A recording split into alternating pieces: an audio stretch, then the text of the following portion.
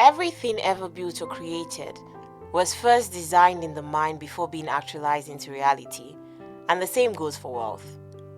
Wealth is first created in the mind before it's actualized and becomes a reality. As predictable as success is, wealth is. You can tell from an early age the people who end up wealthy, average, or poor. For the most part, hard work is not a very good determinant of wealth, especially at a young age or from one who's not working yet. The ability to create wealth is from the mind, and a person's perspective of wealth is a good place to start when predicting their chances of becoming wealthy. Now, one's experience with wealthy people also affects the person's mentality of money. If the experience was a good and productive one, the person will have a positive mentality about money and will want to become better financially.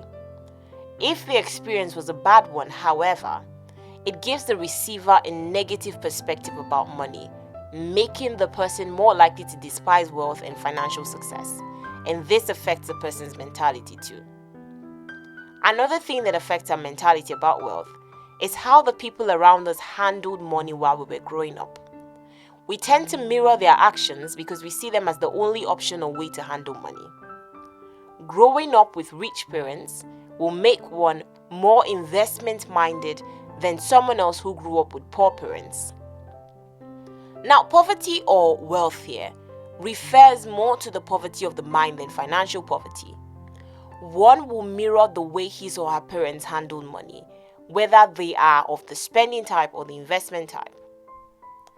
Here are 10 mentalities of rich people that make them rich. Number 1, money answers all things. This mentality is even biblical.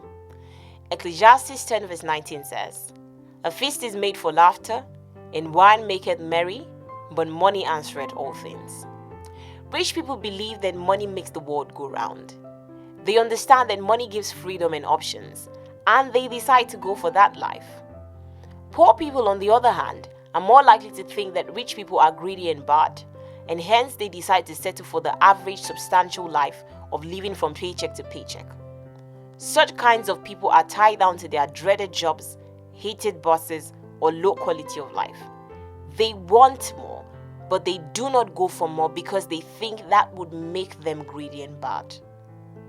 Number 2, money is the root of all evil. And this is one evil mindset that has taken over the mentality of many, keeping them in the same position for years. What they do not know is that money is not the root of all evil, but the love of money is. The love of money is a poor mentality because people like that allow money to control them and are never able to get over their lust for money. This leads them to do bad things, causing harm to people because of their unquenchable thirst. Rich people, however, have control over their love for money. They understand and know their limits and boundaries, and they remain within the confines of legal, ethical, and moral methods of earning money and increasing their income. Now, it's usually the poor people that spend all their millions in one night, engaging in vain temporary pleasure without no long-term plan for their money. Rich people, however, know how to maintain, manage, and grow their income so that they use it the right way, making their lives and the lives of the people around them comfortable and worthwhile. Number 3, rich people create the life they want. This is the direct opposite of the que sera sera mentality of poor people. Now, unlike the rich, poor people allow life to happen to them. They allow time, chance, circumstances, and luck to happen to them. They do not take control of their lives and the changes that occur. The rich, however, are in control of their lives. They do not just leave time, chance, and luck to determine their fate. They create the life they want by taking control of their choices, decisions, and actions. They move with focus, determination, and logic. They are not carefree about life, but they are particular about what they do. They think through their choices, weighing the pros and cons of each before taking action. Number 4, you attract what you are. Rich people understand the high value and accuracy of this statement and are therefore selective about what they do, the kind of lifestyle they live, and generally the kind of people they are. By this mentality, they attract and create bonds and connections with fellow rich people. They also put the principle of you are the average of the 5 closest people around you to good use by networking and building relationships with people that they admire and want to become like. They do this because just like the principle which states that when they become friends with 5 billionaires, they become the 6th billionaire. The same also applies to poor people, but theirs hits differently. They surround themselves with their fellow poor people, giving themselves only 2 options: to either become poorer or to remain where they are. No form of growth or development, thus they either run around in circles without moving forward or they remain stagnant. Number 6, seeing obstacles as opportunities. When rich people are faced with seemingly insurmountable challenges, they face the bright side of their problems. And instead of focusing on how big their problems are or how unsolvable they seem, they see those challenges as opportunities for growth and expansion, no matter what the outcome is. And because of this mentality, they always come out winning. This mentality instills the whatever it takes mindset, the tenacity and the intelligence to find alternative solutions to their problems, no matter what. They always turn out making the best of their problems. They see these challenges and obstacles as milestones to cross for victory's sake, rather than setbacks to pull them back. Now, poor people, on the other hand, focus on the size of their problems and how unsolvable it looks.